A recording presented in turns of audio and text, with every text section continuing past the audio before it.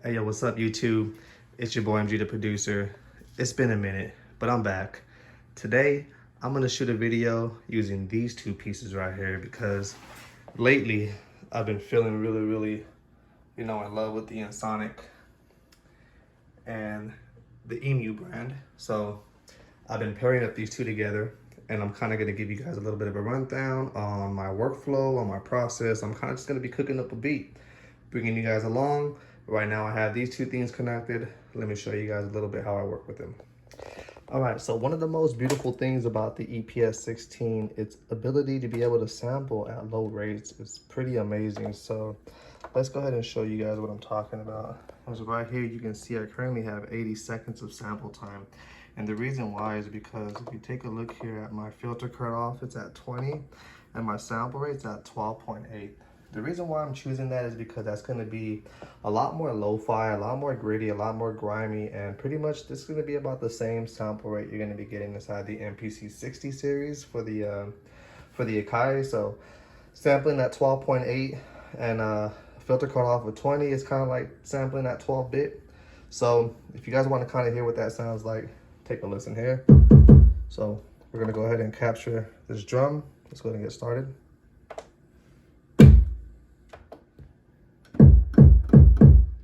All right, so just a simple kick, right? Nothing special. Let's go ahead and hit the edit. Let's go to amp.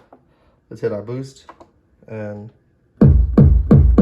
that little kick is now a monster kick. So yeah, the Ensoniq is definitely packing a punch. So let's go ahead and get a couple of sounds out of the Emu into the EPS 16. That way we can go ahead and get a drum beat going, and maybe we'll pull out the MacBook, find a sample, and get to work. Let's see. All right, guys, so in case y'all don't know, I still use an old school inbox interface, and let me tell you why.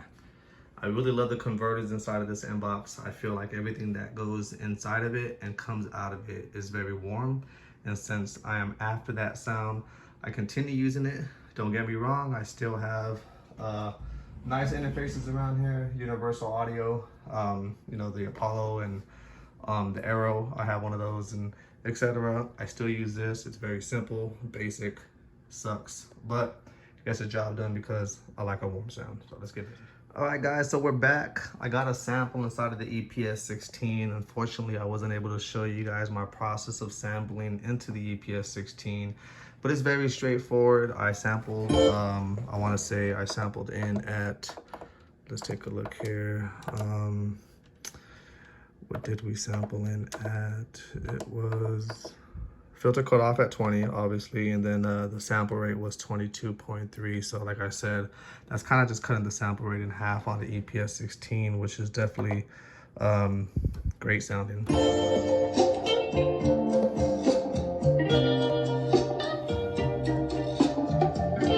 So if you guys don't know, what I did is I actually went over here to edit. I went to pitch. And as of right now, the root key is set to D4, kind of causing it to pitch up a little bit so that it sounds a little bit different. Hopefully the YouTube algorithm doesn't catch me, but unfortunately I can't show you guys what it sounds like when it's not pitched because YouTube more than likely would strike the video, but here we are so far. What I do, guys, I'm actually gonna go ahead and go to my phone. I have a application on there. It's a tap tempo application. I'm simply gonna go ahead and just play this key, tap it out on my phone, figure out the tempo, and that's how I dial it into the EPS 16. Very simple, don't gotta make it complicated at all. I'll be right back with the tempo. 2, 3, 4, 1, 2, 3, 4, 1, 2. All right, so we back. I got the tempo of 70. I'm gonna go ahead and put this sample on note. Let's go.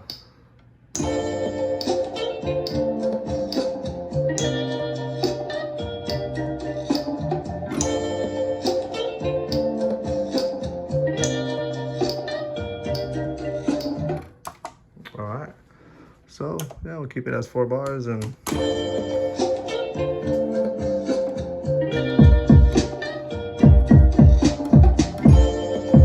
all right, we're cooking.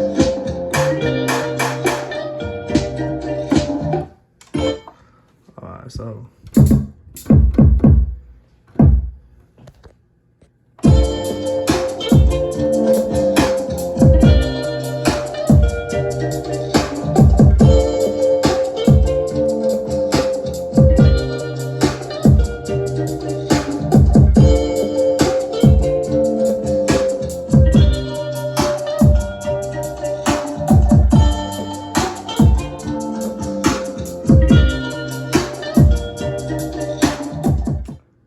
guys, went ahead and sampled a little Congo. What's awesome about the EPS is obviously can spread it all across the keys and go ahead and play it out. So I'm gonna play out some little melody like.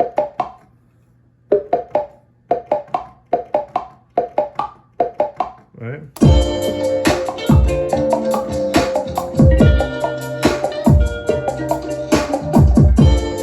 Something like that. Just gotta figure out how I'm gonna play it and then just tweak out the volume. I'll be right back.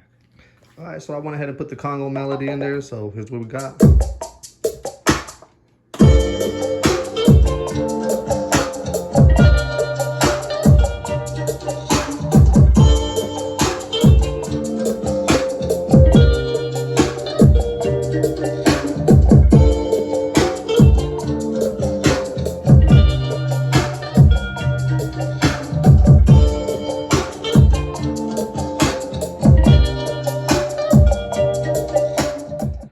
All right, another thing that makes the EPS 16 awesome is that we can actually go ahead and go over here to the sample, hit filter, go to cut off, and we're actually going to go ahead and bring the slider down to about 53. It's going to make it a lot more lo-fi for us. You can make it a lot lower if you want. You can hear that. I think 55 is good. Now let's listen to it.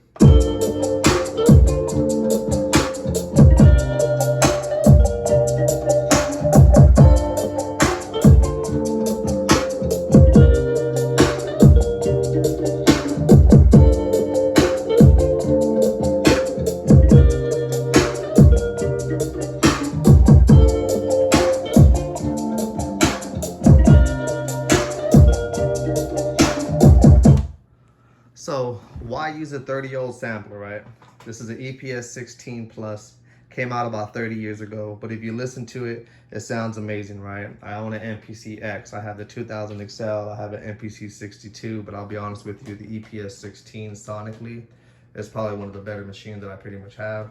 And that's the reason why I still pretty much use it to today. So you can pretty much listen to what the Ensoniqs were about. They were beautiful, they were amazing. Pairing it with a beautiful EMU, they both pretty much just sound great and amazing together. So I like to bring drums, samples, percussions, etc. from the EMU command station into the EPS, play some melodies with it, you know, chop up some keys, some samples, you know, bring up the old trusty MacBook, find a sample online and, you know, chop it up, and this is my workflow.